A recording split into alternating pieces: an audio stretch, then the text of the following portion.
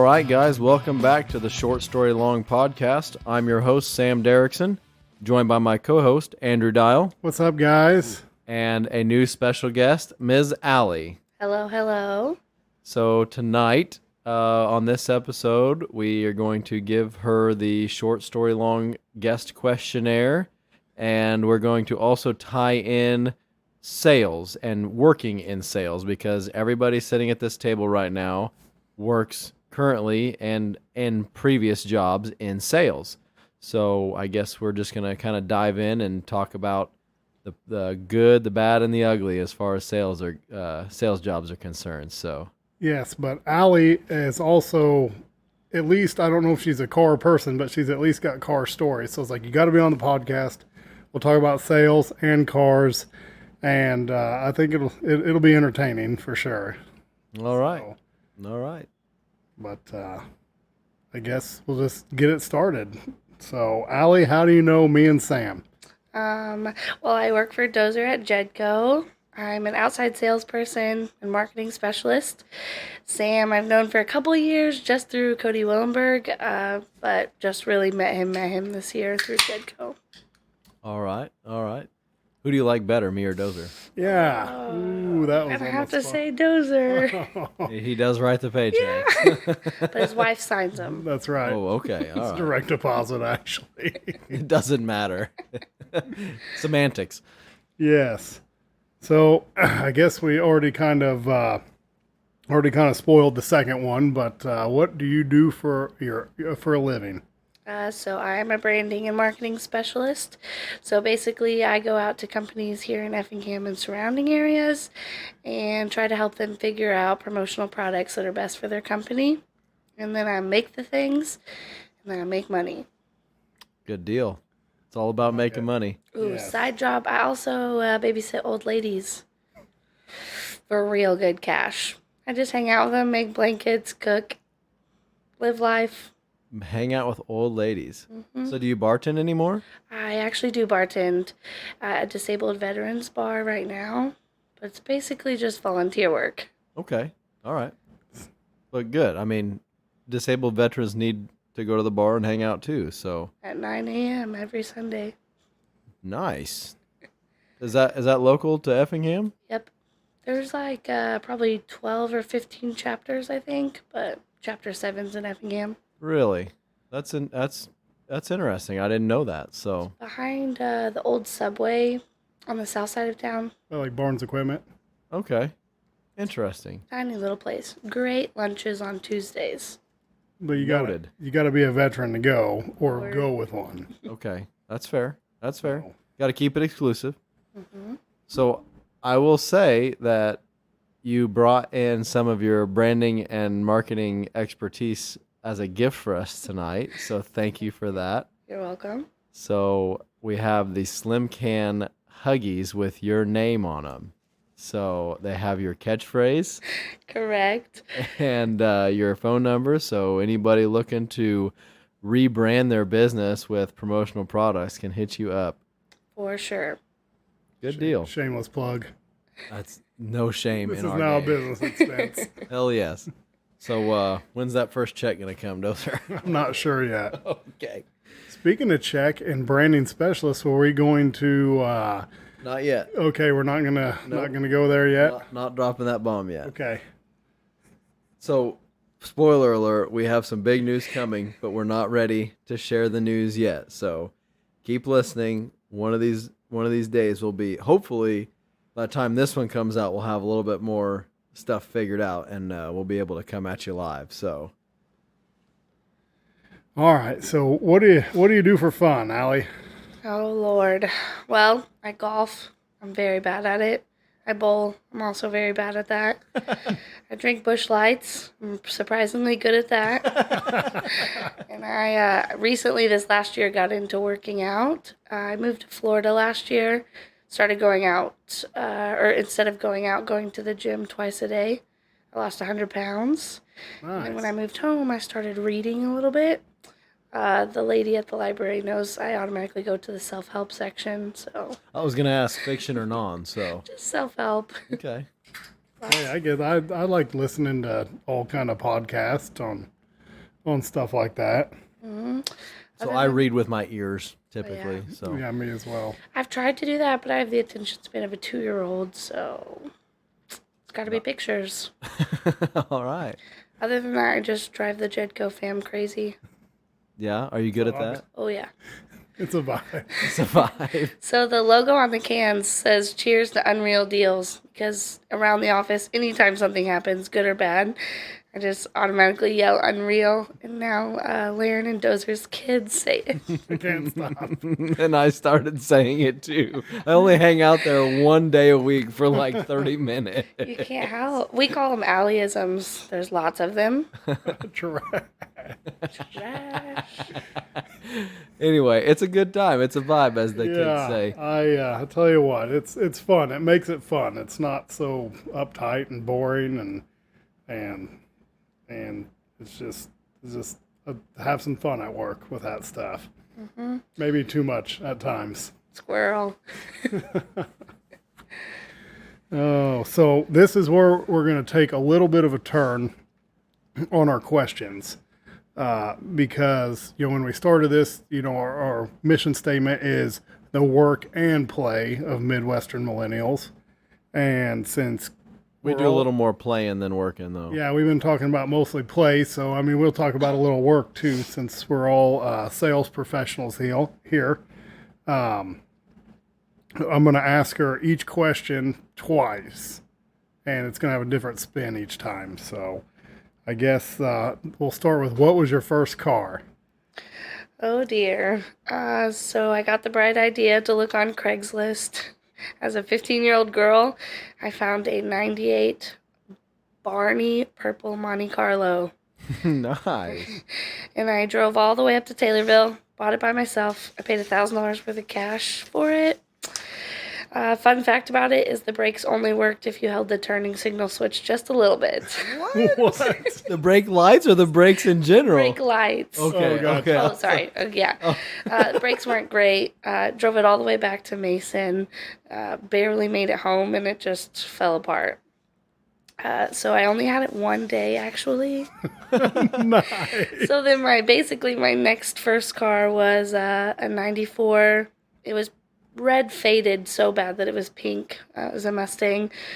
I went and bought it by myself, paid $700 for it, was super excited to tell my grandpa. Drove it home without telling my papa that I bought it. Got T-boned. Oh, no. Oh, no. The car was worth like $1,000, and I did not have insurance because I was trying to do a surprise thing, and ended up in debt for like $40,000 with the lawsuit Holy stuff. Shit. That's a bad That's story. nothing nice. Papa was not excited. I am getting depressed already. We're only freaking 8 minutes in. It was a learning experience. This So is what how did we learn learn? things. What did we learn?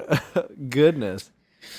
Uh, So you got T-boned. Yeah, so the Watson Y had like a big construction sign on it. I stopped, and a lady turned on her turning signal to turn right at the Watson Y. So I pulled out, and she did not turn right.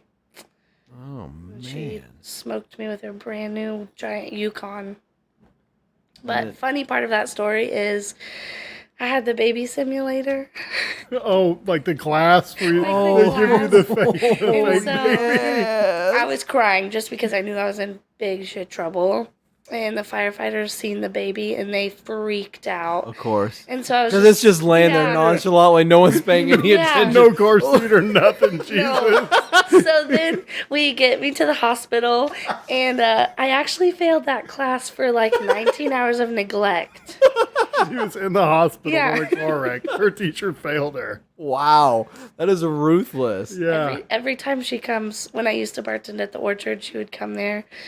And I would like to think it's karma just to get back at her, but I wouldn't pour alcohol in her drink, but I would still charge her. I got him. Good for you. Good for you. Wow. The little things. There's so much trauma involved in this story. I don't even know where to begin. Like, your trauma as a 16-year-old girl, which kudos to you for buying not one but 2 cars all by yourself. Like, most girls cannot do that. They get all like worried about buying a car, especially off an individual, I'm guessing. Mm-hmm. and you found it on Craigslist, like most girls 16 years old would be like, I am not going to go meet a random person from the internet to give them money. Like, so good for you. But then turn that around and the car fails. So you go buy another car, get in a wreck. And then the poor first responders that like this dumb 16-year-old kid left her baby in the floorboard of a wrecked ass car. Like, get the jaws of life out. We got a baby to save. Like, good God. So I think side note, probably most girls, I probably shouldn't have went and bought those vehicles off of individuals. But I have lived on my own since I was 14. So everything that I've always done, I've just done by myself. So you've had learned from the school of hard knocks, basically. Yeah, like if she didn't do it herself, it wasn't get getting done. So, yeah. That's awesome. The old pink Mustang. R.I.P. It's now a Coke can, I'm sure. Yeah. you still have it? Didn't No. you say? Okay. Because No, you it still was- have some of your vehicles, right? Yeah. We may be getting there, I Yeah, guess. well- Oh, it's in the itinerary. Okay, the outline. I feel so unprepared. So she shows up, which I'm gonna rat her out here. Like sometimes, not all the time, very rarely, I'll chicken scratch some notes on a notepad of what I want to talk about. I will print out a listener email to read it. But Allie shows up here with a whole ass like 2-page outline, like she's in some kind of college course, and she's got to give a freaking speech. Like, is this going to be on the test? Like, so I got this really inferiority complex going on right now because she's twice as prepared How dare you out podcast me? as I've ever thought of I being. get nervous. If I get off track, it's very hard for me to like zero back in. And I type this up at work, so those are paid me basically. Unbelievable. Unreal. Unreal. Well, thanks for your contribution, Dozer. Yeah, I appreciate guess. it. Well, I am the first official sponsor. Oh, shoot. All right, well, moving forward. So then, let's see here. 4B would be, what was your first sales job? So technically it would be beer, which is the easiest thing in the world to sell. However, my first sales boss followed me for 4 years trying to get me to sell trailers. And I told her at 21, I was like, I'm not selling trailers for the rest of my life. So she came to every bar job I ever had and offered me a job. And she caught me on one bad night. And so she came in, she said, let me take you to lunch. I was like, okay. So I went to lunch with her, and we sat down and I ordered a salad and a water because could be my future boss. And she orders endless appetizers and a Long Island iced tea. Nice. And so I was like, okay, whatever she's doing, maybe I should do. So I went in and started at B&B Homes, selling mobile homes. And then I did that for almost 2 years until COVID happened and the housing market just crashed. And so I sold custom-built modulars and pre-owned single-wides. So the market didn't crash as much as the supply chain crashed, right? Yeah. So the interest rates went so low that everybody was buying a house and banks were giving everybody loans. And then like 6 months later, there was such a demand that the homes that we were creating were meant to be fast built. And then they took like 2 years. So people would be expected to put down 20% and then wait 2 years for a home. And so it was very frustrating.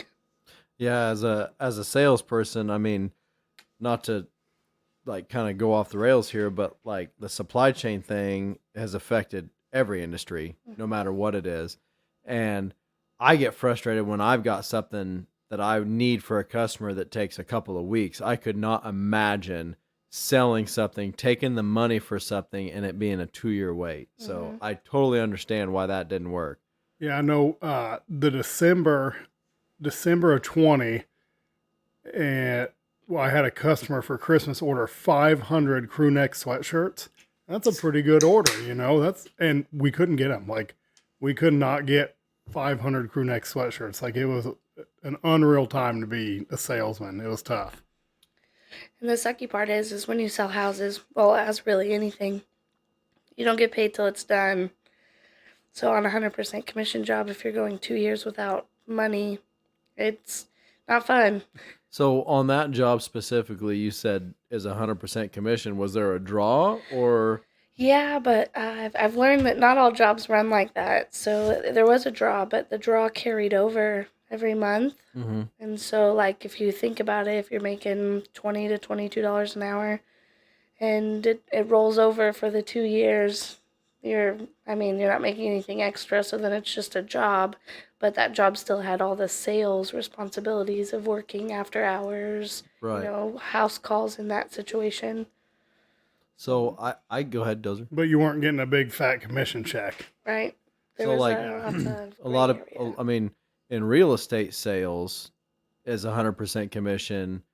Like once you make the sale, like the product is there to sell, and you're only held up 60 to 90 days for escrow or whatever, and then you're getting your whole commission in one check as soon as the closing is over. Right. Where like in your situation, you're making your $22 draw or whatever, and you owe, then a $10,000 commission comes in, but it's all It's all been paid out already. paid out already. Yeah, Yeah. and I think the two situations that I didn't agree with is you got paid quarterly, so it was every 3 months. Okay. And then second of all is if I understand, say you sell a $200,000 house, your commission's 10,000.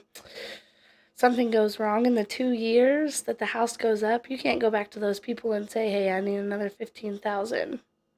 You lose the 15,000, so obviously the commission's going to be less, which is what quote unquote happened. I see. So let's quit talking about sad stuff as much as like bring us back to the time like when you made your first sale or your first big sale. Oh. Like how'd that feel? Were you like, this sales thing is okay? So I don't like sitting at a desk. I bartended my whole life till B&B, and so my first sale was, so I sold like really big expensive custom built homes which were great to sell. And I sold them very quick because it was, you got to make it completely what you wanted. So why would you ever buy another house kind of thing? But I had this couple came in, and one was in a wheelchair and one was pretty much 150 years old. And they said, "We have $1,000 and we need a trailer." And I said, "That's not a thing right now." Like, I mean, still single wides are like 15 to 50,000 depending on what you get. And they were like, "Well, we can't afford anything for a payment." And I think like the best part about it was is they thought they couldn't get anything. And when I went to go see their current house, I understood why they thought that. So we just got them what we would all think of as like a low income home. Okay. But it was like their dream house to them. Absolutely. And so I probably worked, that was probably my hardest sale to get on the books and everything. Because in what I did, I had to get it all the way from financing to on their lot furnished. So You were every step of the process. yeah. So in the like, two older people being on Social Security, they have a set income. There's no bonuses, there's no extras to help them get like through the year. So it's a very strict budget. Banks don't really love to loan on mobile homes. Right. So that was tough. But so seeing it through and getting them a new house that literally their first house didn't have a floor. Okay. And so now their new house had a floor, and something that I probably would have been like, I would never live in that, unfortunately. It was the best thing that ever happened to them. I'd say it's probably a pretty humbling experience for you. For like sure. total count your blessings type of thing. I mean, we see it all the time on Facebook or Instagram or whatever, but like 10 years ago, you would kill to be where you are today. And that's just half the story. I mean, if like, I think I've heard it on the Dave Ramsey show, like if you make $15 an hour, which is the quote unquote proposed minimum wage, then you are in the top 0.1% of working employed earners in the world population, because there's just so much poverty in the world that, living in literally the greatest country on earth, we think of poverty as, if you make 20 grand a year, you're dirt poor. Well, 20 grand a year is still the top 1% of the entire world's income. So, right. Like when you stop and think like, oh, you want this single wide, 1978 single wide trailer, like there's 100 million people in the world that would just die for that. I mean, like you talked a few episodes ago about the guy that you ran into by your house. I mean, a single wide trailer would be like his dream home, Right. as a guy with no home. And actually, my dad owned we bought some property me and Laren were going to buy or build on eventually. My parents bought it first, and we were going to buy it off of them. And it had a 1978 single wide on it. And when the wind would blow, the curtains would move. Like single pane windows, soft, spongy floor. Well, we decided, well, in the meantime, we'll rent it out. And every time we would show that, there were so many people interested. We didn't make appointments. We just did open houses. Yeah. And we'd have like 10 people apply to live there. And everybody, when they're looking at it, this would say, not everybody, but most people be like, this is so much nicer than where we're at. Like, what? Like, where are you at? Yeah. Mm-hmm. But it's just, I guess, kind of live a sheltered life. I don't know. Perspective. Yeah, it was, because I had people that came in, like, after COVID, the prices of everything shot up. So I sold a $400,000 modular. That's insane. It's wild to say out loud too, but people came to me because they want convenient. They don't want to deal with subcontractors. Like, they just want me to design it, get it on their property kind of thing.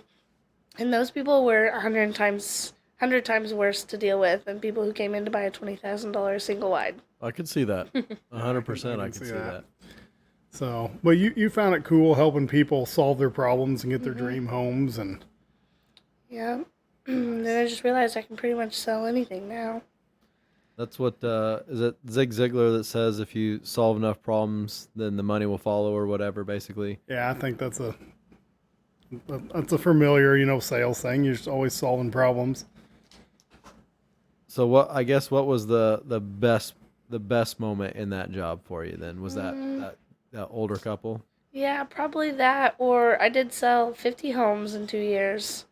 That's And impressive. So when I got to like my impressive. 25th, my boss was like, I'm the only person who's ever been able to do that. And she did it a long time ago when things were a little bit easier. So hearing somebody who, is a successful person say that was pretty cool. Gratifying, for Were sure. you able to get your head out of your office?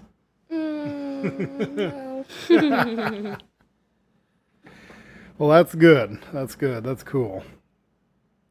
So, number 5 probably doesn't make too much sense. What got you into cars? But I don't know if you have anything to say to that or not. So my papa and both of my uncles used to go to police auctions and buy cars for like hundreds on the dollar. Like, that's it. And so I got to follow along when I got a little bit older. And I don't know if I didn't do it right. I didn't buy them to resell them. I bought them so I could just have them. Okay. So fun fact is I've had 26 vehicles to date. Nice. That's impressive. That's pretty good yeah. number. That's great numbers for a girl. Yeah, none of them are as cool as your guys's. And lots of them were like the typical little teenage white girl car, like the Sunfires and the GrandAms and Grand Prix. But still, I think my grandpa didn't believe in banks. Everything was cash. So eventually when he passed away, I got my first car loan, and I thought he would be rolling over in his grave. But I realized all those cash cars compared to what I just spent a couple $10,000 on, this one's lasted a lot longer. This is the one you have currently? Well, actually, no, it was 2 cars ago, but Okay. I've only had 2 car loans. Okay. See, Sam's a big fan of the sub $1,000 vehicles as well. It's probably it's borderline a disorder, I would say. It's a vibe, as they say. It's a vibe. And arguably I would say I could break even on my crap because on one hand, time spent versus the end product, I could have probably just spent the extra money and bought something nicer. Right. But like perfect example is the Grand Cherokee right now. I'm going to have as much money in it as if I could have just went out and bought a good running driving one. The plot twist is now once it's finished, I'll know exactly what I have. I will no longer have the cam issue, and I won't even say gratification of doing the project, but on the flip side of the coin is it's a lost bet.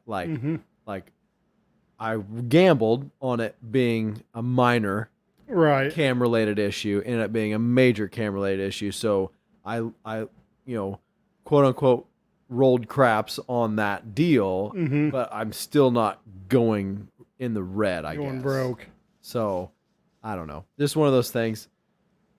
Totally off subject, but yes, I do love shit boxes. So Well, then, I mean, you already kind of touched on what got you into sales. I don't know if you have anything else on that or not, but you just was like, time, I'm going to try a big girl job and see what happens. I guess what kept you in sales? Oh dear. Okay, well I'll tell you what didn't keep me in there is waking up early. If you bartend for 5 to 7 years, you don't wake up till noon. You stay up till 2 or 3 o'clock in the morning. So getting my first 9 to 5 job, well, that job was like 7 to 7, was exhausting. But the steady income was nice. Okay. It would have been a lot cooler if I would have just been able to go to work and then leave it at work. Right. But I got to sleep a lot more, and having weekends off was pretty cool. Right. Yeah. So what's your favorite car you have owned? I think I know what this one might be, but... Well, plot twist, there's two because I just really couldn't narrow it down. Okay. So I have a white Explorer now, and right before that I had a 2002 Jeep Wrangler. Its name was Sunshine for Jason, who names vehicles. It was yellow. Shout out. It was on 35s and it was lifted, and it was a 2-door, and all my friends hated it, but I loved it to death. It was a soft top. I had a Elantra before that, and one day I came out from work and it was on fire. What? I have not heard this. It was an Okay. electric fire. Oh my god. So it was like the next day, and I was like, I have no idea what I'm gonna do. And a mutual friend posted her Jeep for sale, and I messaged her. I said I'll be there at 5, and she said to drive it. I was like, no, I'm just gonna come buy it. So I pulled up to it, and she said I gave her the cash. I bought it for 10, and she said, do you want to drive it? I was like, oh, it's probably a good idea. Never thought of that. I was like, is it an automatic? Because I don't know how to drive a stick shift. So then, driving around, it was a little rough ride, but I loved it, and I didn't care what anybody had to say. So I drive off, and a couple hours later, she texted me, and she said, do you want the soft top that comes with it? So I had to go back and get Drove it. off with no That's top or probably nothing. a good idea. I didn't care. So fast forward, I knock on wood, didn't have any problems with it for 2 years. When I was going to move to Florida, I realized it wasn't ideal to take across the country. So I had put it up for sale, just put a for sale thing in the back. Somebody offered me $12K for it at the gas station. Nice. So then I went and got Dora the Explorer. Dora. Shout out to Jason. And then my other favorite car was a 1985 Mercedes. It was baby blue. I bought it for $100 at a police auction. Nice. And one day I came home from school and it smelled like eggs so bad. I called my papa and I was crying and I was like, I think I got pranked. My car won't keep going and it smells horrible. And he said something about a catalytic converter or something. Yep. And so she died. Could have been resuscitated, but all right. Yeah, well, my papa said if you have to put more money than you paid for it, it goes. So. Well, at that point, you couldn't even put gas in. Right. I was just getting ready to say that logic would not fit for you. would not fit for me for sure. But we did sell it. We lived on the highway, so we put it up on the highway for $1,000, and some guy bought it. So. Nice. Mm-hmm. Not bad. You're a vehicle hustler and didn't even know it. I think that's where I originally started sales. Yeah. Buying and selling cars. Black market selling. Hey, we won't tell the IRS if you don't. Oh, shoot. Well, what's your favorite sales job you've ever had? I'm not saying this just because my boss is sitting here, but I do really like Jedco. Every day is different. There hasn't seemed to be too many headaches yet. I don't know. Dun, dun, dun, dun. Tomorrow. Other than that, I don't know. I seem to be real good at it too. Yeah, you've been doing great so far. I know you worry about if you're doing good, but let me tell you, when I first started, I did not do that great. So Been doing good. It's good to, the good thing about bartending is I used to bartend at a couple of different bigger bars, and so the networking kind of came natural. So that got my foot in the door. Well, I would say probably the key to any sales job is people skills. Yeah, Correct. networking and And obviously from being a bartender, you're just an easy person to talk to and easy to get along with, and that's like number one in sales is being able to carry on that conversation, talk about the weather 75 times a day. yeah, that's my jam. If Talk about the weather. if you can keep control of a bar full of 200 basically adult drunk childs, you can sell a person their own pin. Yeah. Yeah, So yeah. what I guess since we're on the subject, what is like what is your jam? Like say you come to Lee's Tool Sales on a cold call sales call. What kind of like I guess run me through your sales pitch. Like are you bringing me samples like or do you like do you go to a place and think, all right, this guy I'm going to sell him pins, this guy I'm going to sell him Huggies, this guy I'm going to like do you tailor that or do you just be like, here's my junk, like what do you want to buy? Well, if you ask Dozer, we sell things. Things. So my first day going out with Dozer to like really see what we do at Jedco. First of all, we went into this office that neither one of us knew what it was, and we walk in and the lady's like, well, this is our satellite office. And we had been working with Fiber Network all morning, so I was really confused why we were talking to a satellite office. Come to find out that that's just like a little version of their corporate office. Okay. So we got in the car. Well, I was like, wait a minute. so Okay. when we first, when we,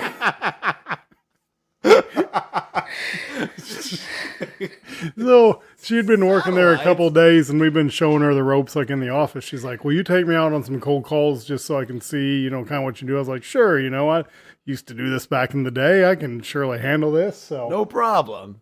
we, like I said, we drive up to that building. It was pretty new, and we just walk in like you own the place, and Confidence is key. we threw the sales pitch, and lady's like, "Well, we don't buy that stuff here. It's all bought through our main office. This is just satellite office." Okay, leave the information because you always leave stuff, Sure.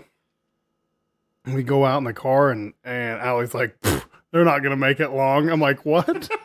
She's like, "Satellites, that's old technology. Everybody's doing fiber now." And I'm just like, I thought she was joking. I was like, she's just like looking at me. I'm like, "Oh, you're serious?" Okay. And I was like, "No, a satellite office is, is different from their home base." So I was like, "You don't have to tell anybody about this." She's like, "Okay." So we get back to the office. She's like, "Guess what?" So for you guys who can't see me, I'm obviously a blonde. And I'm not afraid if I don't know something. So, like growing up by myself, the normal things that people should know, I just don't know. And I'm not afraid to say that I don't know them, but I'm also very not afraid to tell people that when I've asked them questions. Because it's funny. It is. And that's how you learn, Correct. So So that same day, Oh, we go to a couple other places, and she watches. I'm probably not the best salesman in the world when it comes to that stuff, but so we go to Jansen's Auto Sales. This is where she bought her car. She's like, "I know Carrie Jansen. okay. It's my turn." Okay. So she walks in, and Carrie's nowhere to be seen, and like there's a mechanic sitting at the desk. You could just tell by the outfit he had on. Yeah. And she's like, "I need to talk to Carrie. He's busy." And she's like, "Oh, so I froze. okay." I froze She's bad. like, "What do you need?" And he was like playing gatekeeper hardcore. And she's like, "Well, I work for Jedco and we sell things." And then it was just awkward silence. And I was like, "Yeah, we do imprint approval." I kind of took it over, and we got back in. I was like, "We sell things? We sell things." She's like, "I panicked." So I would have to say, like, well, I am a really easy person to talk to, but it has to kind of just, like, be, like, natural. So, like, your question was, do I plan? Absolutely not. I plan my route. That's about it. Okay. If I know friends, I reach out to them personally and ask for, like, a time to meet with them. But just driving around, walking into places. Sometimes I don't know what they do. So I'll just like walk in. I'll just kind of like, you have to walk in with confidence, a smile, basically act like you know what you're doing. And then kind of like either read their office, or the key question is, do you guys have events coming up or anything? That pretty much gets us a wedge in the door. I've had the door shut on me a couple times. And so I just leave my information and do a follow-up email a couple weeks later. Okay. Like I said, I always tell people, like, doing cold calls is like fishing.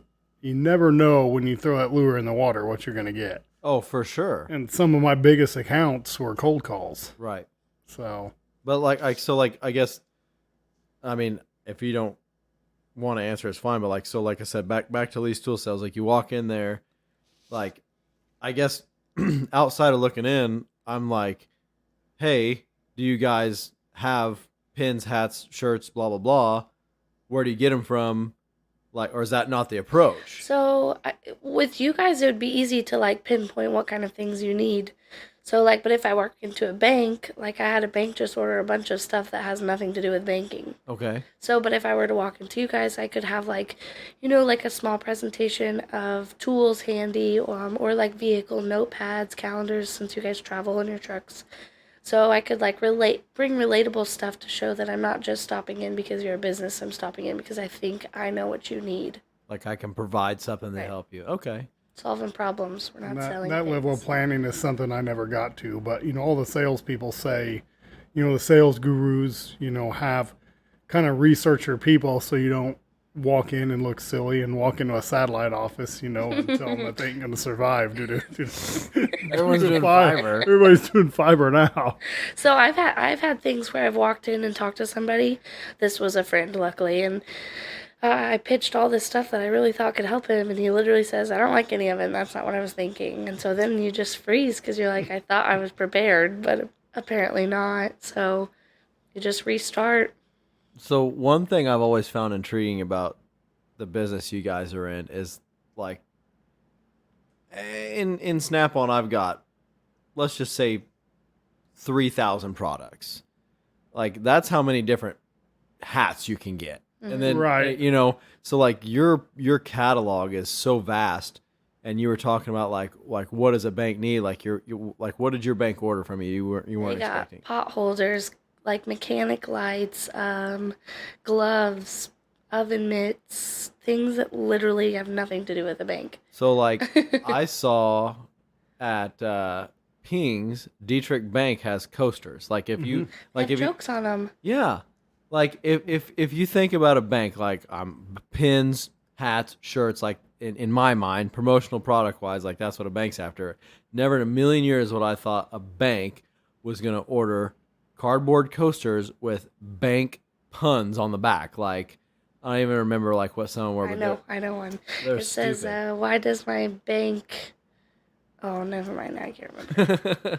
it was like just super punny, like just little one-liners on the back of a coaster, and I think we stole like 4 or 5 of them because Amanda's gonna take them to her bank and be like, we need to do this. Yes.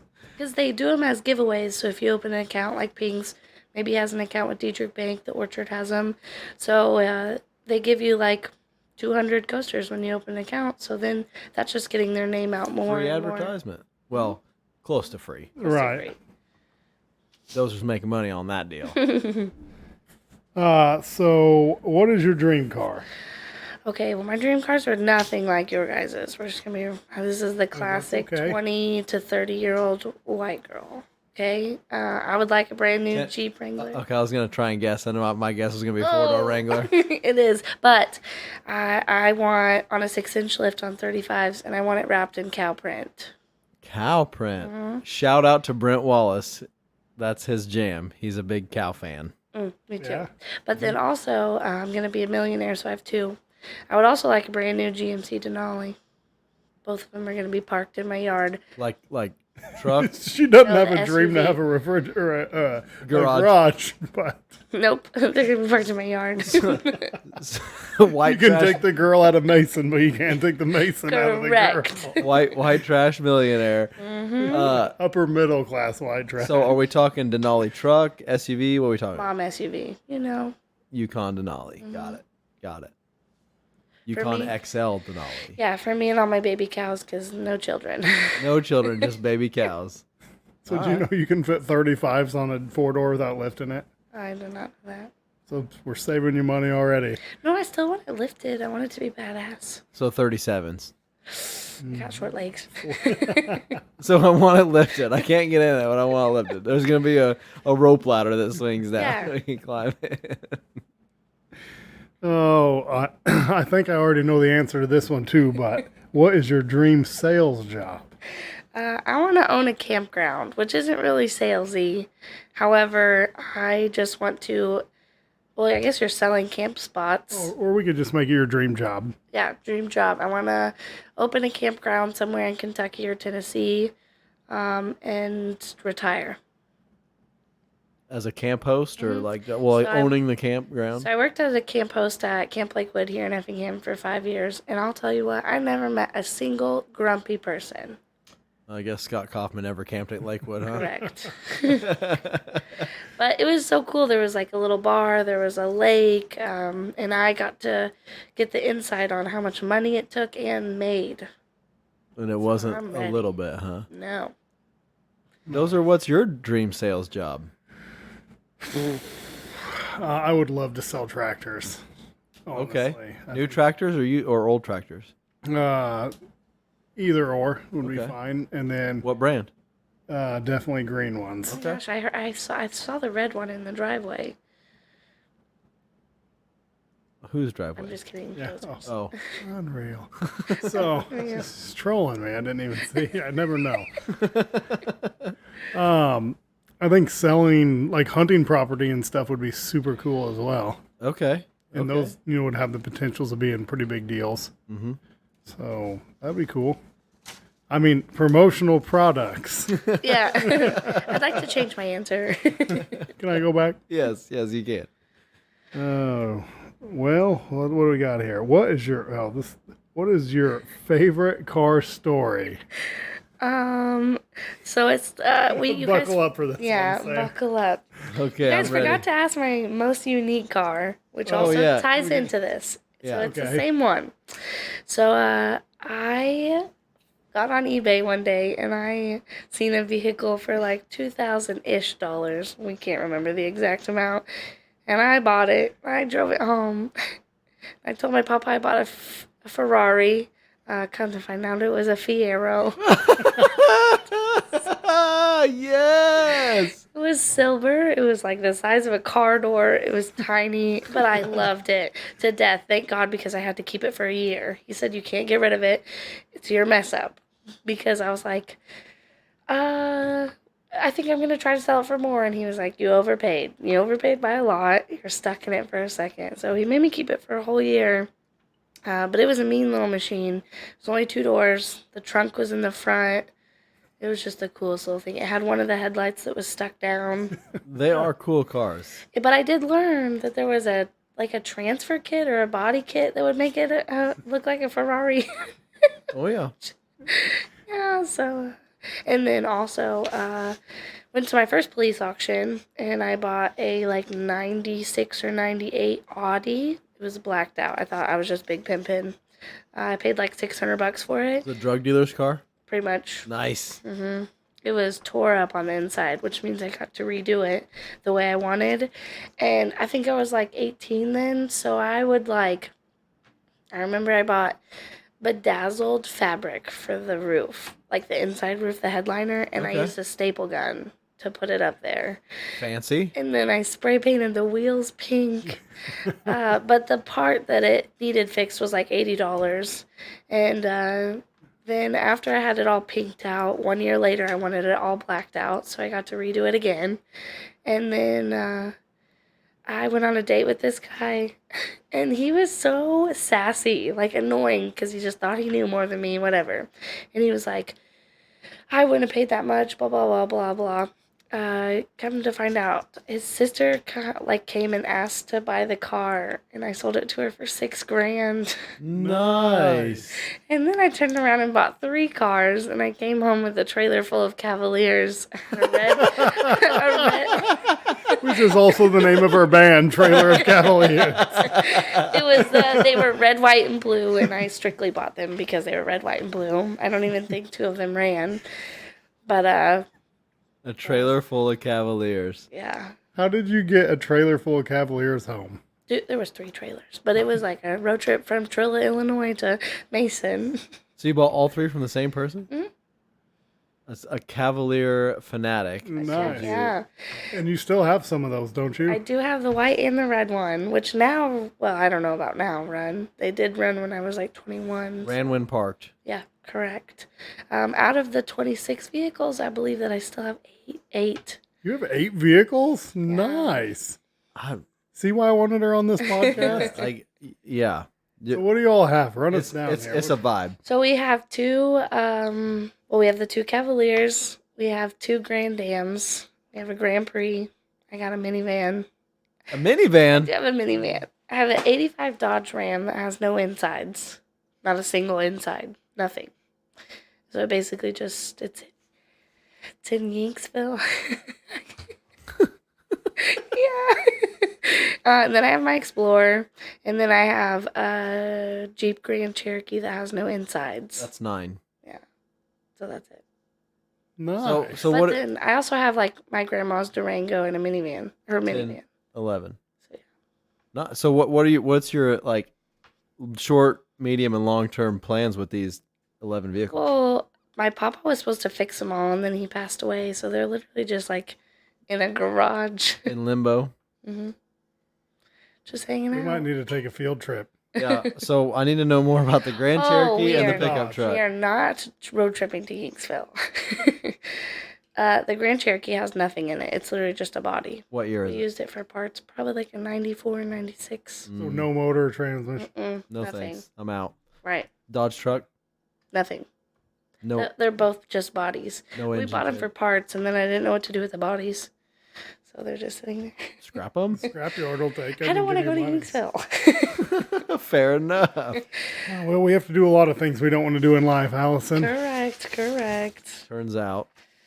But right now I'm torn between. My goals this year are the Jeep Wrangler, and so I'm a little bit torn between keeping Dora the Explorer and getting the Moo Jeep.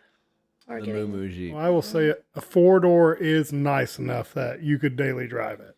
Well, I do drive They're for pretty work, nice. so Until you put a 6-inch lift and 37s on it, then it won't be as nice. yeah. You could still do it. Maybe we call Randy Dozenbrock and get the right parts to get it lifted the right way. Mm-hmm. Get it driving good for you. Power would be the issue. It's a good Well, the thing. 3.6s aren't too bad. The 3.6s Okay. are pretty good. It's a good thing two of my besties are car guys now. That's right. Friends? Friends. We'll have you off-roading that son of a bitch in no time. Delivering koozies through the ditches.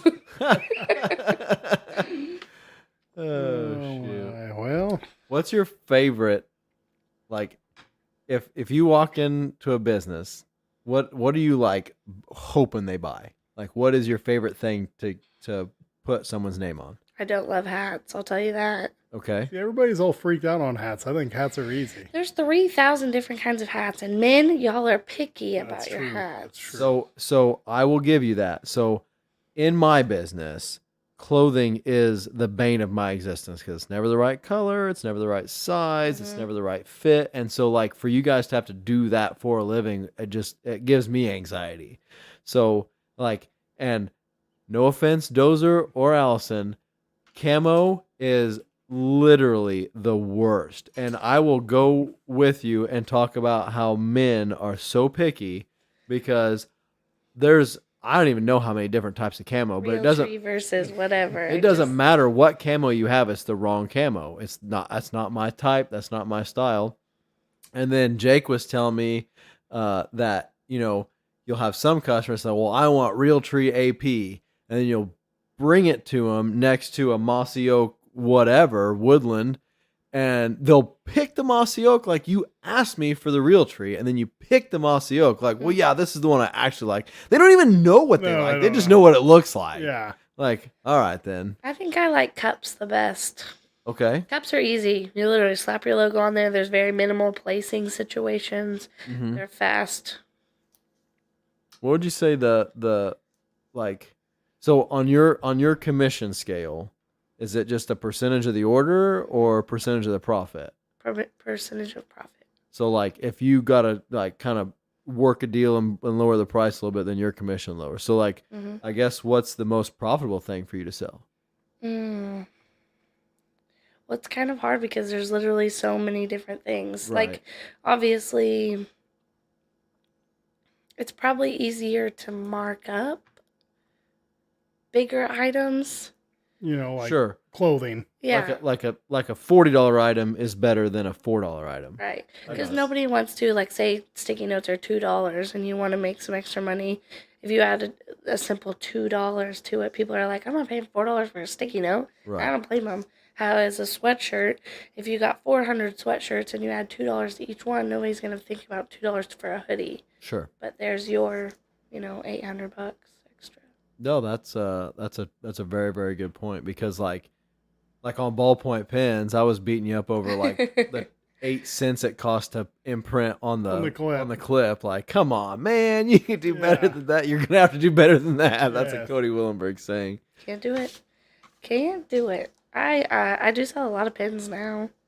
I'm not a pen king like Dozer. I don't know if I'm a pen king. That's something that's overwhelming is the number of ballpoint pen options. Has your wife found out what the name of that her new favorite pen is? No, I don't know if she may have. Gotcha. That's a nice pen. Well, I'll tell you what we're trying to sell real big right now is called a dip trip. So you Jake, need listen one. up. You need one. So they are like little accessories for your vents where you like click it into your vent like an air freshener. And you and put it the holds your McDonald's dip sweet and sour sauce. sauce. I put that on my Facebook, the weird promotional or whatever. So when I was back when I was Allie's age and new at this, and my goal was always to sell condoms, imprinted condoms, and I wanted to sell the wacky wavy inflatable foiling arm tube man. Yeah. Which is also known as an ad dancer. So And have you done either? No, I haven't. So, and we've had this conversation off air before. If I want imprinted condoms, is the package imprinted or is the condom itself imprinted? That is lame. Yeah. Like I want my slogan just along the shaft. I want my logo the whole way down. I probably only fit like a couple letters, but I mean. Sam the Tool Man. Or when like, Sam uses it, just says Sam. Sam. So I have like a little side story for the. All right.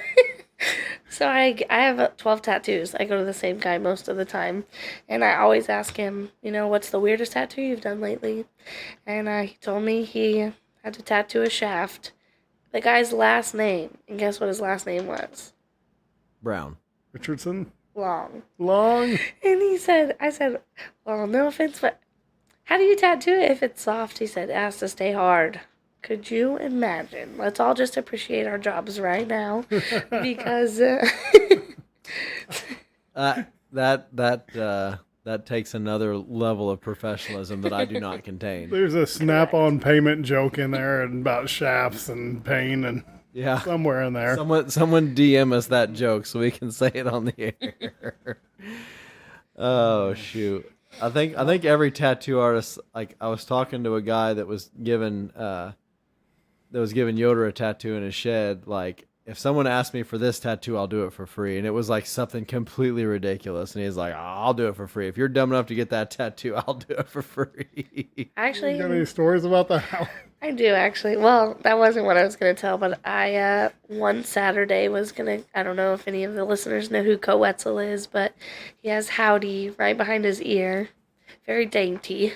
And one of my good friends, Cole, which I can say his name because it's on my body, Cole Bingman, we had too many margaritas one day, and the tattoo shop here in Effingham said, walk-ins. So we walked in and said, we're getting tattoos. We were both going to get the Coetzel thing, and they said it's about 6-hour wait. And I said, okay. Jesus. So we went to the Orchard, which is conveniently down the road, and we had a handful of cervezas. And then walked back into the tattoo shop, and now we have our names on each other's body. Nicknames. Not real names, just nicknames. They were also supposed to be very dainty and smally placed. Instead, they're very large on our forearms. Fantastic. And that's on unsupervised. Unsupervised. Never go to the tattoo shop unsupervised. So, what was yours? Allie Woo that he got? Mine's alligator, which is super cute. I love it. So it's it's just ALI, and then the guy did like a cartoon version of a gator, and it's so fun. Oh my gosh, I love it. It was Cole's first tattoo, which is a little crazy because I have 12, and 2 of them are quite embarrassing. But my forearm says, "Being Daddy." So I wear long sleeve shirts everywhere. Yeah. In the summer, it'll be shown. And then I also have hell yeah on my pinky because I'm known to be a person to never say no. And then this coming Friday, I have a tattoo appointment to get a picture of a baby calf on my calf. Fair enough. I thought you were going to get Unreal tattooed on your forehead or Unreal something. deal. Right on my pinky. Unreal. So, Brent has a cow on his buttocks. Mm-hmm. He has a carrot on his foot. And he has a like a sticky name tag, like the "Hello, my name is," and then you Sharpie in. Yeah. And he has that on his chest. "Hello, my name is," and then Brent in like 6-year-old handwriting. It is fantastic. Like he'll show it to anybody. He'll just pull his shirt down. "Hello, my name is Brent." It's awesome. If I'm sober, I don't really flaunt the forearm tattoo, but when we are tipsy and next to each other, the whole bar is seeing them both. That's We're awesome. friends. We're friends. And when we walked into the tattoo place, the guy said, "Big Daddy?" And I was like, "No." I was like, "That's not even close." So we wrote it out or whatever, and he made it all pretty. And then he was like, "You guys are just the cutest couple." I'm like, "We've only known each other for like a year. We're not a even couple. We're We're not a couple. together. That's why this is working." I did get some heat when I went back to the bar that night, and my friends were like, "You did not." And then we did. Yeah, I did. Hey, speaking of, we're talking about vehicles here. Allie is a veteran of the Ramsey Mudfest. Oh, yeah. Okay, tell us about that. Tell Weird us. flex. I think that the timeline matches up where I bought a Jeep on accident. An accident. I like stories like buying I stuff. like where on- this Yeah. is going. So I bought it, and it was ironically just like my yellow Jeep story, is I didn't ask any questions. So it was a manual. So we took it to Mudfest, and my boyfriend at the time was like, "I'll drive and I'll teach you," because it was ideal to teach me in the mud, apparently. Okay. So ironically, all day Friday and Saturday at Ramsey, this was my 3rd year in a row. Learned all Friday and Saturday. I was feeling good. I was like, I can do this on the highway, no problem. So Sunday was the only sober day, ironically. And we packed my Jeep full of 3 strangers in the back seat. I was sitting on the center console. My cousin was in the passenger seat, and my boyfriend at the time, Dylan, was driving. And we get to the top of the hill, and he kills it. And we flipped, and we rolled probably like 10 to 11 times. Good God. She was sitting on the center console. Is that Sitting on the correct? center console, so I got ejected. Well, everybody got ejected. The 3 guys in the back kind of jumped out as we were going up. And then the front 3, we stayed in pretty much all the way down. Woke up, and it was like World War III. There was limbs, and I'm not even kidding, there was limbs unattached to people. Oh my God. There was blood everywhere. And then ironically, so I had told my grandparents I was working, and I obviously was not working. So I got airlifted to Springfield because I had a head injury. Called my grandma. I said, 2 things. I'm in the hospital. Please don't freak out. 2, I was not at work, and I am in big trouble. The 3 guys in the back sued my boyfriend at the time, but because when you go to Mudfest, you sign those waivers. Yes. So Dylan's insurance went after the Mud Ranch Lusters, right? Or Lesters? Lesters. And so then they shut down, like right after that, because they had like a big insurance thing going on. But I think that some of us were at Mudfest at the same time. Because the Trucks Gone Wild was there. Yeah. They my bust bro- them in. Was my brother running around yelling at people to hit him with a mag light? I don't remember that. But what's sucky is my brain injury. I can't remember how to draw it. Like, I couldn't remember anything from the weekend. So you were taught and since forgotten how to drive manual. Literally. And so sad because I worked so hard. So I gotta know who lost limbs. So they reattached him. Dylan had lost his arm for a second. A second, Yeah, and so then he like his whole ass arm. Yeah, he got flown to St. Louis. I got flown to Springfield. And then the guy in the back who had jumped out, his hand had got caught on my, like, bar.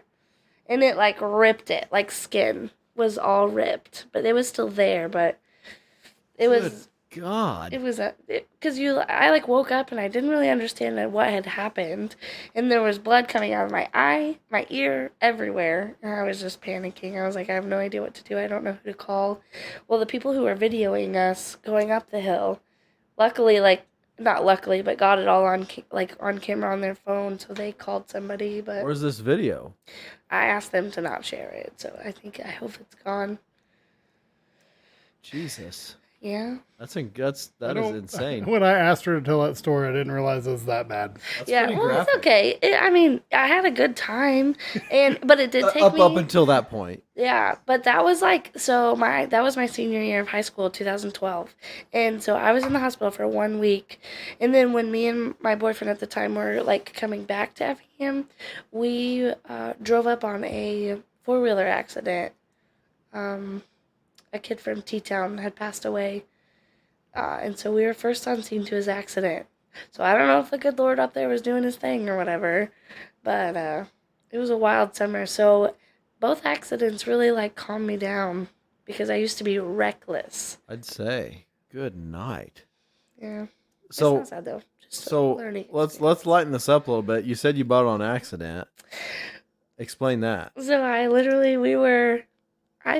So my uncles had Blazers, and I was like, I want something cool.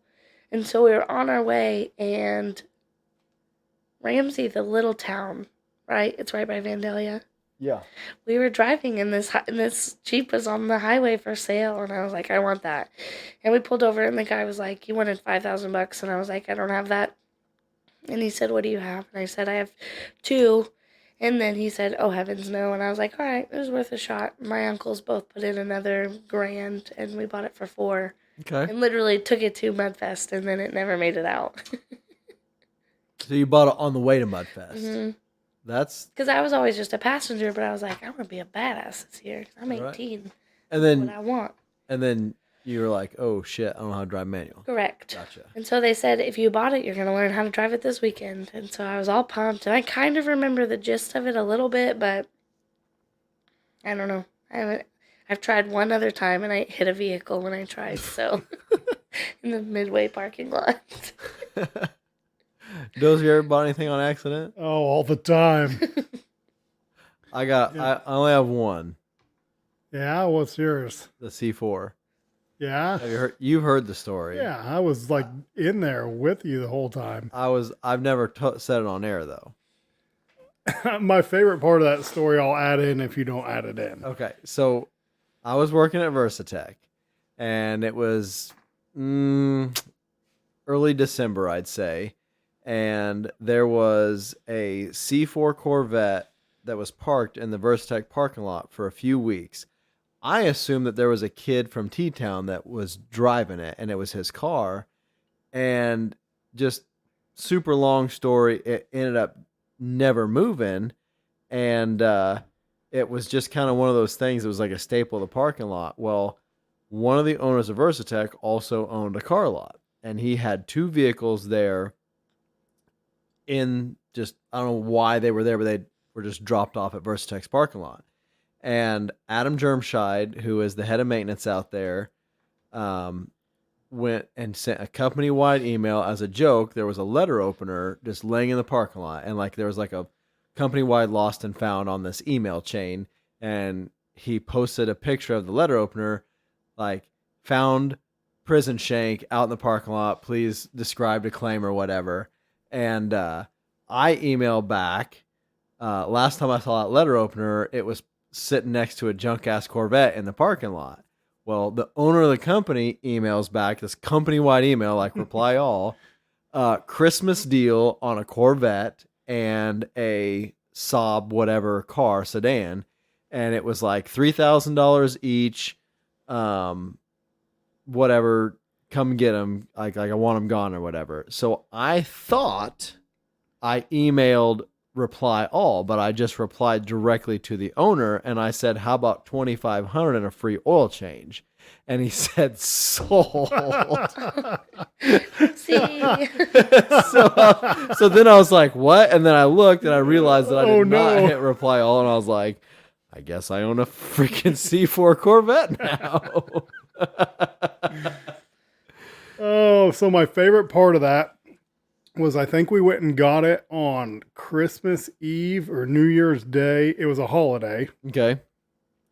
And I went with you because I had to drive your Jeep back and you had to drive that home. You were living at Jared's. Yep. And my favorite part was He was not impressed, by the way.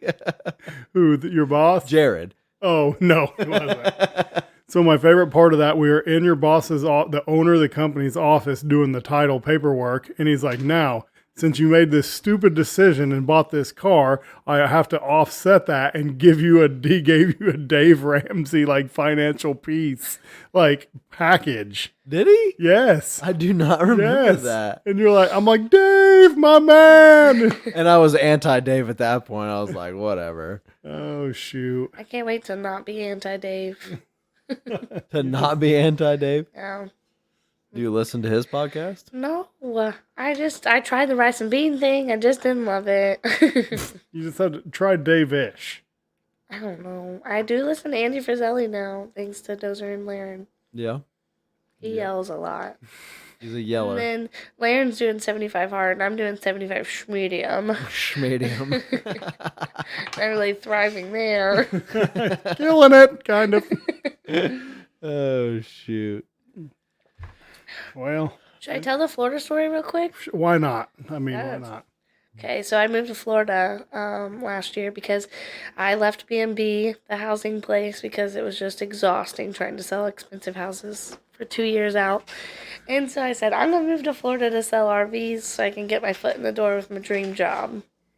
And so Which is owning a campground? right. So I wanted to know all about RVs. Okay. So I quit my job. I up and moved real fast to Fort Myers, Florida, which is home of the hurricane this last year.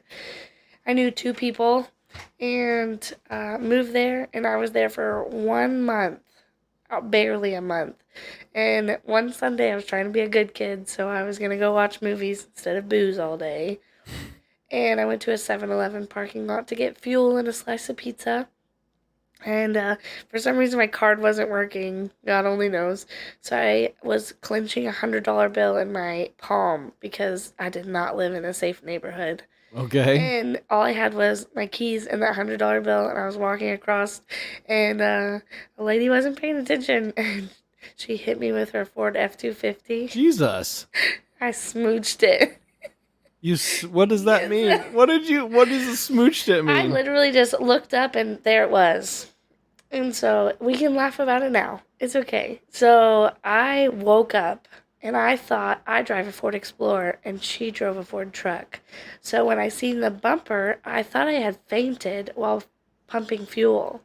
So it was like kind of blurry to me. I was like, I don't really know what's going on. And this lady was like 80 years old, had a mustache. Okay, so the sun's gleaming past her, and all I can see is her little mustache hairs flowing in the wind, and she's bawling. And when I get uncomfy, I laugh, like hysterically. And so I'm laughing because I'm like, what's going on? And she said, I didn't mean to hit you.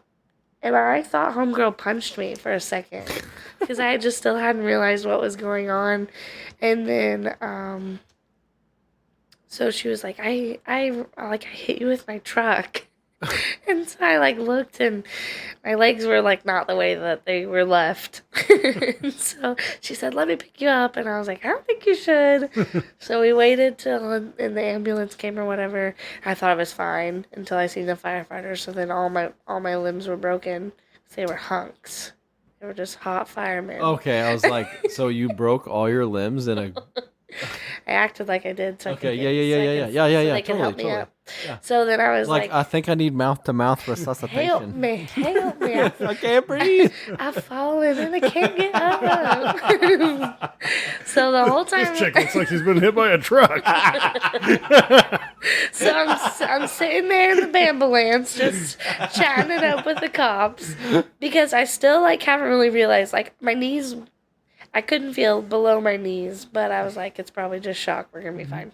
So Always the optimist. I like you. you You have know that? you have to be. So No way did this F-250 just ruin my leg at all. so then the funny part is You know it's not built for tough. Alan's leg. my right leg was. So then I'm sitting there and I'm joking with the police officers and I was like, hey man, you think I can get the video? He goes and gets the video, which was cool, which I've shown Dozer. And, I have not seen that. Oh, I thought, okay, No, you maybe haven't. I should later. I All right, have. after we wrap, we're Right. gonna watch it. Okay, so then we're sitting there and funny story, the cop was like, hey, I'm going to have to tow your car out of here because it's at the pump and you obviously can't drive. So I was like, okay, so where are you going to tow it to? I was like, I live like 3 blocks from here. And he was like, all right, we'll just move it for now. But he said, I also am going to have to give you a ticket because your plates are expired. Oh, And that's when I first pulled I got ran over by a truck cart. I was like, you're going to give me a ticket after I just got smoked in the parking lot? So he didn't give me a ticket. But he takes me to this sketch hospital. And that's when it all hit me that, like, my legs still aren't working. I'm, like, kind of confused at what's going on. And so I'm still laughing, crying at this point, like, trying to tell the nurses how I feel, blah, blah, blah. And they put me in the middle of, like, the hallway. They were so full of COVID stuff. They put me in a hallway. And then the lady was like, we're going to cut your clothes off and you're going to get in a gown. And I was like, you're going to put me butt naked in this hallway? So then the real tears started coming. I was like, I'm not okay. Can somebody call my grandma? I can't find my phone. It was a time. that's traumatic. It's funny now. You was have been. traumatic. You have Allie's been already through lived it. a lifetime. It was You have traumatic. been through it. It was traumatic for a year, but the funny part, the whole funny thing is my best friend Dylan, shout out Dylan Wolf, always dresses up with me for Halloween because we're both single. And last year he was like, I'm done. And I was like, all right, whatever. So this year he texted me, he said, I want to dress up with you for Halloween. And I said, okay. And he said, I have an idea. I'm like, whoa, look at you go. And he said, I'm going to dress up like your biggest fear, which is a frog, not a Ford F-250, FYI. And so I was like, that's really asswipe. So he said, so he literally dressed up like a Ford F-250, and in the orchard, he literally, like, just rammed into me all night. And we won $100. Or no, we won second place. We won $50 this year. So did everybody know the Yeah, so the we origins wrote, of that story? yeah, because the video's been shown a couple times, which not from me, but from a friend. Okay. And so then we also wrote, because I made this Halloween costume out of cardboard, and I wrote Allie's biggest fear, and I put a Florida license plate on the back, and then I was dressed up in like a hospital gown and crutches and a Okay. black eye. Okay. And so it was fun. It was really funny. And now it's funny because I can say I got hit by a truck. If you can't laugh at yourself, what in the hell can you laugh at? Right, satellite office. Hashtag. So one of my friends I went to high school with, they were in a really, really, really bad accident over by St. Louis.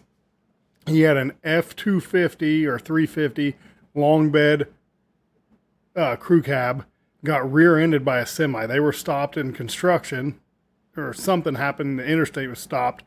Semi hit him like dang near full speed, and like they were like saying there was like a McDonald's cup in the cup holder, and like the McDonald's cup like went through the back window, like stuff like that. It was just like crazy. So that was a really bad deal, but somehow they walked away from it. Trucks totaled. They like went and got a hotel after they got checked out at the hospital. Where he Snapchats the next day, his wife laying in bed. He's like, "How you feeling, honey?" She's like, "Oh, I'm sore." He's like, "Looks like you've been hit by a truck." Well, now our running joke is, when you're hungover and you're like, man, I feel like I got hit by a car. Yeah. Dylan will be like, I feel like Allie. I got hit by a truck. Good God. Oh, But then I just I got to live in Florida instead of work in Florida most of it. So then I just realized about August that I needed to come home because going through like moving away is hard, like Yeah. already. But then when you go through something like that and you have two friends, it's just like way different. No So- support system. Right. So then I moved home back in August and then wham bam fell into Jedco's arms. Here we are. Did you find Jedco or did Jedco find you? So weird God story here because I just learned that he's just been doing things the whole time. Sarah, which is our like office, she does everything. Office mom. Yeah, office Office mom, manager. office manager. She was my construction manager at B&B. Okay. When I moved home, I went back to B&B for a second, and then realized that it's just still not my thing. And then Sarah said, "Hey, are you looking for a job?" I said, "Not exactly. I'm sticking out the home because I'm the home business because I'm a really good house salesman or whatever." And she said, "I think you should go to lunch with Laren and Andrew because they have an outside salesperson position. I think you would be a good fit." And I said, "I don't know nothing about that. I cannot sell that stuff. I told myself I would never work in retail either." And she said, "Just give it a chance." And I said, "Okay." So then we went to lunch, and then I went back to my job after lunch, and I was like, "I really hope they call me." And here we are, Awesome. doing the thing. well, the story was the business had changed ownership, and Allie had sold. What'd you say? 100 houses in a year? 50 houses? 50 houses. That's one a week. And the new owner, when he took over, gave her a Sales for Dummies book, and she's like, no. The reason, so basically my old boss at B&B, the lady, sold me basically to the guy who bought the business because he said, "I'm not going to buy unless you know a salesperson." Well, ironically, I was moving back to town. And so she said, "You should take it. You should take it. It'll be a good gig." So I went back and sold a couple houses, and I don't think he had all of his ducks in a row yet. And he also, the sales for dummy things, it wasn't a joke. He really just didn't think that I knew what I was doing. And so I was like, "Well, listen, you've never sold mobile homes before. You've sold real estate, and props to you, but it's different. So the least you could do is just listen to me when I tell you, like, here's what we need to do." So we just didn't see eye to eye. And so then I said, "I need to do something different. If anything, go back to my good things, but I don't really bartend that much anymore." So I gave Jedco a chance. I sell things, Here we are. Thanks. ballpoint pens and things. So my only other story about you, well, Allie's an interesting person. So I've known her for several months, and every day I learn something new. So 30-second dance party. we were talking about like an electrician. She's like, "I was an electrician once," and I'm like, "What?" And you just never know. She's got. I would say she has lived a lifetime already. But my favorite other story is about her eating cake for breakfast. I don't know if you want to tell that story or not. You don't have to if you don't want to. Okay. So my grandparents were different. Like my grandparents raised me pretty much, and we didn't really eat home cooked food. We had like a strict meal plan of like Monday we would get KFC, but we would get a bucket to make it through Tuesday and Wednesday, and then Thursday we would get pizza for Thursday and Friday, and then on the weekends we would just eat out wherever we were at because we Okay. traveled a lot.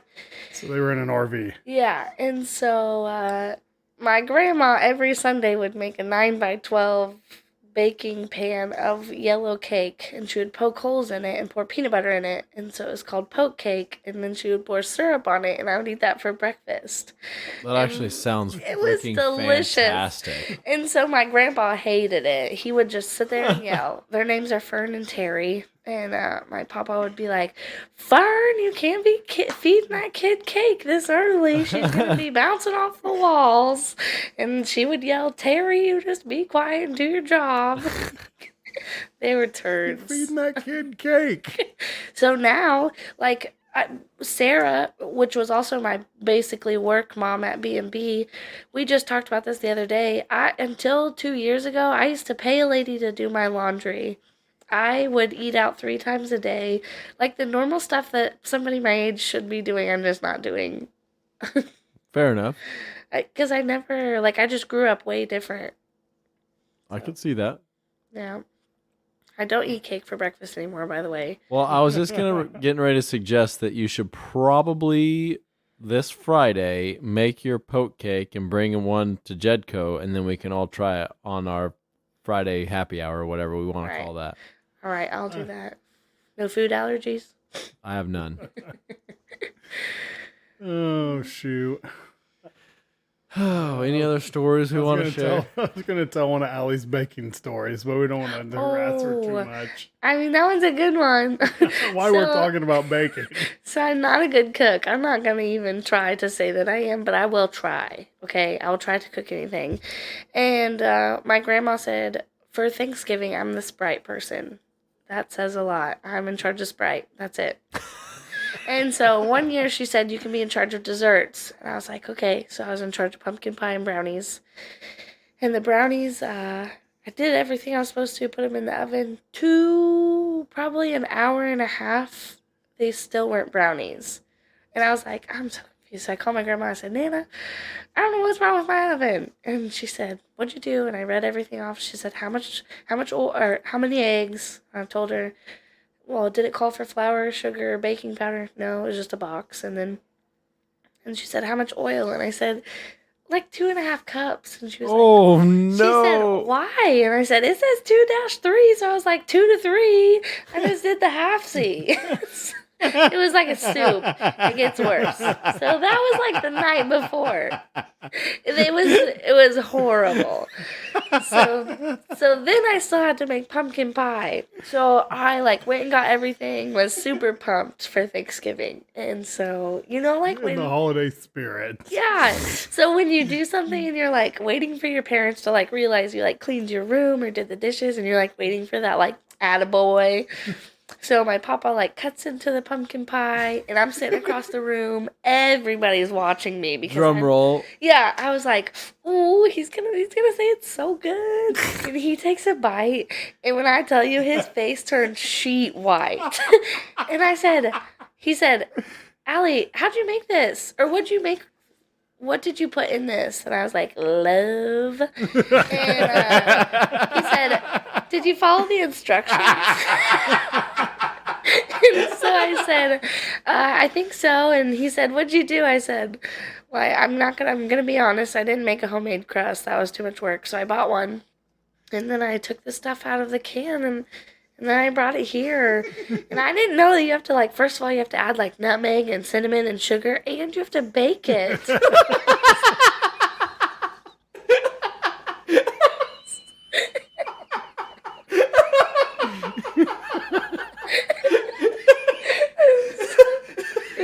So it was raw and it was so bad.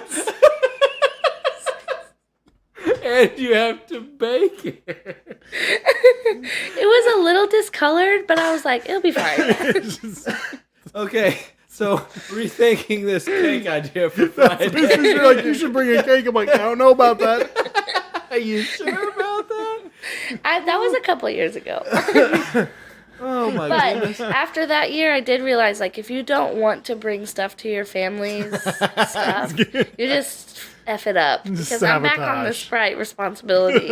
So my family Thanksgiving, to go along with that, I used to be in charge of dessert, and I started getting pies from Cracker Barrel. And then the next year, I was in charge of a gallon of milk. And this year, I was in charge of cans of Cool Whip. So they Easy Whip, secretly Ready told Whip. you. Yeah. I'm a better cook now. I still haven't perfected rice, so if anybody has some, like, I have a rice cooker. You want to borrow it? does it take, like, special instructions? Because No, you just fill it up to the line with rice and fill it up to the other line with water and hit go. you remember earlier I said I was a blonde, and I have the attention span of a 2-year-old, so Can we do pizza rolls? we can't do pizza. All right, we're getting somewhere. That's a good first step. The last thing that I really messed up was I got a Keurig for Christmas. You messed up the cure. Well, I just put coffee grounds in there. I didn't have any I didn't have any K-Cups. I was like, surely it's the same. Nope. God dang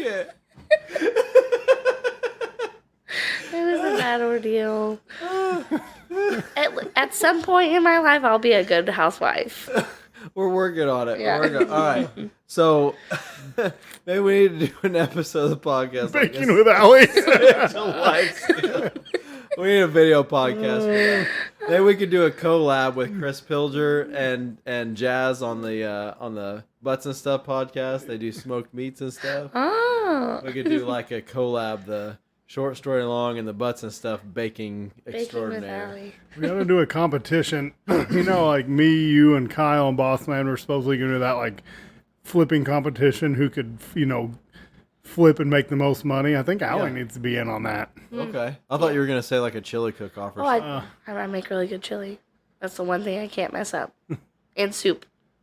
All the soups. Are you joking or are you for real? No, I'm for real. Okay, all right. Okay, so like cooking and baking are completely That's different. true. Like I can 100%. cook. Whoa, I can cook some good things. All right. Okay. Well, all right. I'll give you that. But baking, no bueno. I tried to make protein peanut butter cookies in my air fryer this week. About burnt my apartment down. Ooh. Yeah, that's probably not good. No cookies in the air fryer.